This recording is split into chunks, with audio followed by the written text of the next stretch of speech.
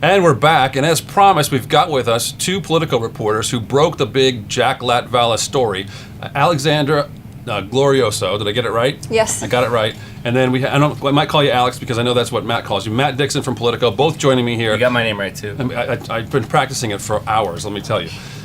This story, you guys broke it. It was broken late on a Friday, right? I think at least that's when I saw it. That's right. And it's obviously you're working on it before that. But before we get into all that, what I want to talk to you a little bit about is Politico in general has sort of become the go-to resource. I would say the go-to place for political operatives to move information when they need a story and they go to Politico. It's almost become. Just as Politico DC has become, Politico Florida has become that sort of same outlet where political operatives go to, and they really work you guys hard, and you guys vet stories. I know that you work hard to vet the stories, but I guess what I'm getting at is Politico is the place where people go to move stories like this, and it's preferable to say the Tampa Bay Times now, when in the past that hasn't been the case. Is that accurate? We would certainly like to think so in a positive context. When you say move stories, I don't think we become a vehicle for everyone who picks up the phone and calls us. But I would say we certainly get a lot of tips. Our phones ring a lot, and throughout the day we're trying to make sure we stay ahead of whatever the next curve is going to be. But that being said, there is I think a pretty healthy vetting process, as there was with this story, to make sure that we're not becoming a vehicle for things that shouldn't be news or aren't news. So I would generally agree with your characterization, and you hire good people and you get good results, and that's kind of what we've done. But we have a process in place to make sure we're hopefully doing the right thing to the best of our ability. Fair stories, and I didn't mean anything other than that. Sure. I as a former political operative, some might say current one, I'm not. I think it's a compliment. I mean it as a compliment. Sure. It's sort of a go-to publication, and you guys have broken a lot of stories over the last few weeks. And in fact, the Representative Clement, or Senator Clemens story was a big one that sort of preceded all this. And so I think my characterization is probably pretty fair, at least in terms of the recent body of work. Absolutely. Agree? Disagree, Alex? Yeah, I would just add that a lot of people are framing this story like it's only a political story. Obviously, there are a lot of political actors involved, and they have their own motivations, but a lot of the stories that we have come straight from people approaching us because they want to talk about sexual harassment and groping and their time in the political process. I mean, we have gotten many phone calls from women in the process just who aren't ready to go forward with their stories, who want to talk about what they've endured while working in Tallahassee. So I just want to make it clear that there is a political angle to this story, Sure. but there's a very serious issue at hand that I don't think should distract from what's going on. Right. So, and we've seen this play out in other state houses too. It's not just Tallahassee. First of all, you had Hollywood, and I think that sort of kicked everything off. But since the big Weinstein story broke, then you've had other state houses across the country where this is sort of starting to break and fall out. And you guys, not Politico Florida, but the parent publication or other publications in other states have started to break those stories too. So Sure. I think it's pretty fair. So it sounds to me like you sort of prefaced my next question, which was, we're sort of at the tip of the iceberg. Is that what you're telling me here, or are we're not at the top of a mountain coming down now? We're at the tip of the iceberg with this sort of narrative. Yeah. Is that what you would say? After we broke the story on Friday, one woman called me who has worked in the process and said that the sexual harassment in Tallahassee is so pervasive and so ubiquitous that it becomes the soundtrack to every woman's experience. Mm-hmm. That it's just so constant that it's, that is the way that their days go. That's actually, I mean, that's interesting to hear, and I think it almost, to me though, goes back to, is there a political aspect to some of that stuff?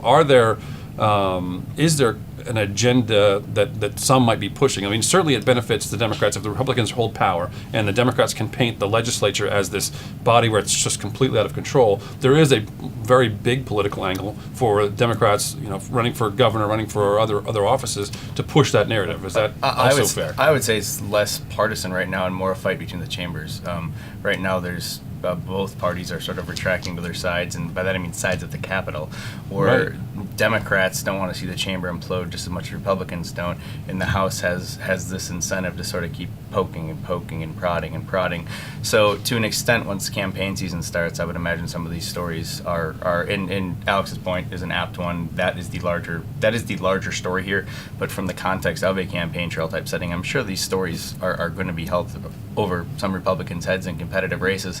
But right now, I think the biggest fallout is House versus Senate as opposed to Democrat versus Republican, and it's become one of those fights early on here, and we'll see how that evolves. Well, this is fascinating stuff, and I'm sure a lot of people want to watch this interview just because it's interesting, and you're sort of lifting the curtain a little more on maybe more stories to come. I don't want to tip anybody's hand here, but let me just talk quickly about how unusual. Both of you are seasoned reporters, not at Politico, which is web-based now, but you guys, seasoned print reporters as well. How unusual is this story? And it's based on, the criticism of it is 6 unidentified women. I think we can all understand why they're unidentified. But how unusual is it to base a blockbuster story like this on completely unidentified sources? It's not incredibly common, but it has happened before, one. And two, we're not going to talk about, there was a vetting process that happened for these stories, and we're not necessarily going to talk about that here, but we were overly comfortable, and we went through many layers of editing, and as I'm sure everyone's aware, Politico has their own attorneys. Right. And so we went through many layers internally before that story came out. It wouldn't have come out late on a Friday night. If that wasn't an ideal drop for us. We don't want it to be a Friday night news dump, but we wanted to make sure the story was accurate. Right, and that's my next question. I'll let you also weigh in here, Alex, but because of the nature of the story, what sort of editorial precautions did you take? And you don't have to go into trade secrets or whatnot, but there had to be, for this story particularly, some extra precautions that you took just to make sure that you put your name on the story. So at the end of the day, you want to make sure it's absolutely accurate. Yeah, like I said, I think that we can't really talk too much about that kind of thing, but I think it's a pretty common pattern for these stories where people are on background initially, and then women or people who are victims of this kind of thing, they end up going on the record eventually. And there was a pretty clear pattern in the story that we told. A lot of women identified Senator Latvala as using his body to block what he was doing. A lot of it was in public. A lot of the times it dealt with a abrasive hug. Some of the women said that they were in pain afterward. These were women from both sides of the aisle, from different industries, in and out of the process at this point, and they came from all walks of life and told very similar stories.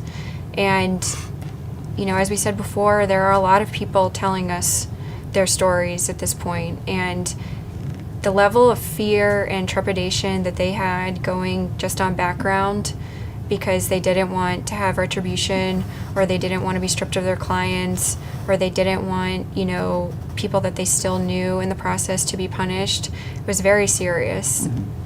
Okay, it's fascinating stuff. We're going to take a quick break, and when we come back, we'll talk a little bit more about how the story unfolded and some of the developments that have occurred since then. We'll be right back.